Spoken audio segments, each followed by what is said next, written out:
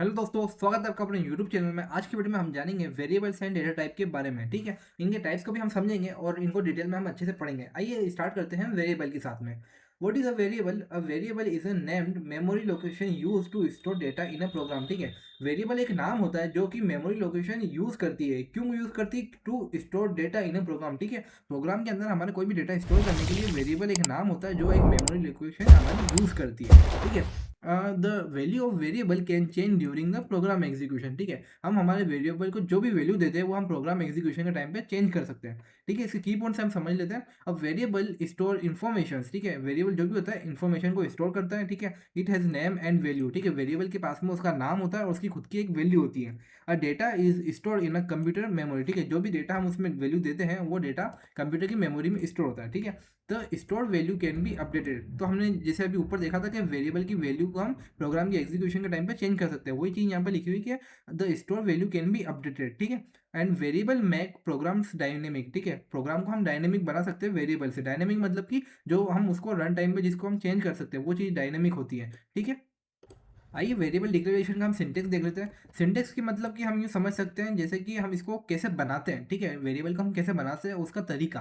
ठीक है, सबसे पहले हम उसमें डेटा टाइप लिखेंगे और फिर वेरिएबल का नेम एंड सेमी कोलन के साथ में हम इस लाइन को एंड कर देंगे। सेमी कोलन मीन्स ये लाइन यहाँ पे एंड हो चुकी है। एग्जाम्पल से हम समझते हैं। यहाँ पे मैंने एग्जाम्पल लिया है इंट एंड एज। ठीक है, अब यहाँ पे क्या है ना, ये जो एज है ये एक नाम है। नाम है, ये मैंने दिया है तो ये एक वेरिएबल है और इसका डेटा टाइप क्या होगा? इंटीजर। इंटीजर मतलब कि ये एक इंटीजर वैल्यू ही इसके अंदर स्टोर होगी। ठीक है, इसी तरह से दूसरा वेरिएबल मेरा है प्राइस, जिसका मैंने डेटा टाइप दिया है फ्लोट। ठीक है, और तीसरा वेरिएबल मेरा ग्रेड हो गया जिसका मैंने डेटा टाइप दिया है केयर। इसी तरह से हम डेटा टाइप को मतलब सॉरी वेरिएबल को डिक्लेयर कर सकते हैं और ये इसका सिंटेक्स होता है। ठीक है, अब इनिशियलाइजेशन सिंटेक्स क्या होता है? मतलब कि इनिशियलाइज करना मतलब उसको वैल्यू देना, किसी भी वेरिएबल को वैल्यू देना। जैसे यहाँ पे हमारा इंट एज था। ठीक है, हमारा इंट एज था, इसके पास अभी कोई वैल्यू नहीं थी। ठीक है, हम यहाँ पे इसको 20 वैल्यू देते हैं और इसको यहाँ पे इनिशियलाइज करते हैं, तो ये वैल्यू देना हमारा इसको इनिशियलाइज किया था। ठीक है, ये इसका सिंटेक्स वही है, डेटा टाइप एंड वेरिएबल का नेम देन इक्वल्स टू जो भी हमें वैल्यू देनी है उसको। ठीक है, अब वेरिएबल लिखने के लिए कुछ उसके रूल्स होते हैं, उसको हम समझ लेते हैं।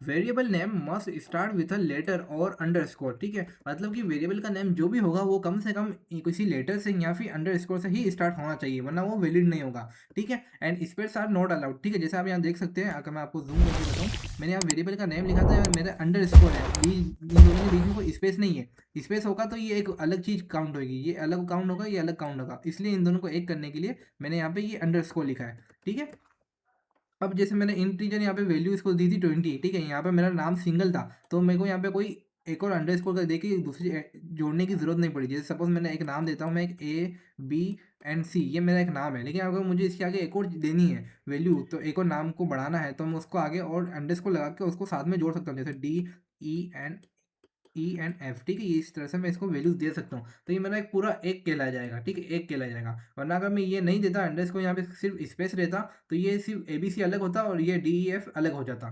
ठीक है, and special symbols are not allowed. ठीक है, इसके अंदर कोई भी स्पेशल सिंबल जो होता है वो अलाउड नहीं होता है। ठीक है, and keywords can not be use. Keywords जो भी होते हैं हमारे लैंग्वेज के अंदर उसको हम इसमें यूज नहीं कर सकते।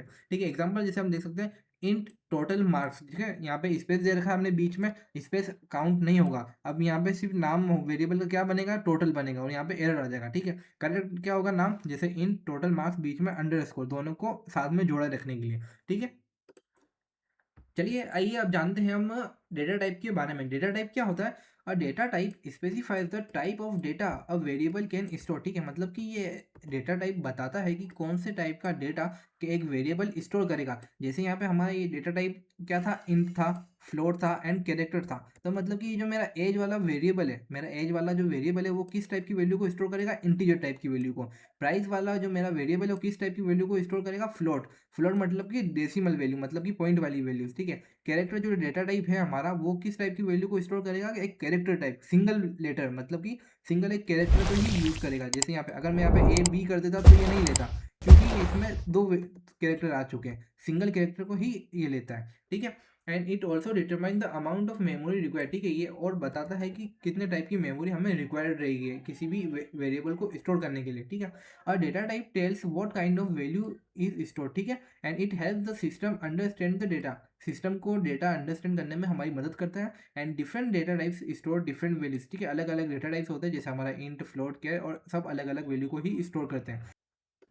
It avoids storing wrong type of data, मतलब कि कोई दूसरे गलत टाइप का हम डेटा इसमें स्टोर नहीं करेंगे, इससे हमारा एफिशिएंसी बनी रहेगी हमारे प्रोग्राम में। ठीक है, कॉमन मिस्टेक्स क्या होती है, यूजिंग रॉन्ग डेटा टाइप। ठीक है, जैसे कि हम यहाँ पे पॉइंट वाली वैल्यू ले रहे हैं, तो इसके लिए हमें डेटा टाइप कौन सा चाहिए होगा, फ्लोट वाला। तो हम यहाँ पे क्या अगर मानो इंट लेंगे तो ये हमारा रॉन्ग हो जाएगा। ठीक है, और using double quotes for character. ठीक है, जब भी हम डेटा टाइप डिक्लेयर करते हैं उसके लिए हम सिंगल कोट्स लगाते हैं, जैसे कि हमने यहाँ ऊपर देखा था।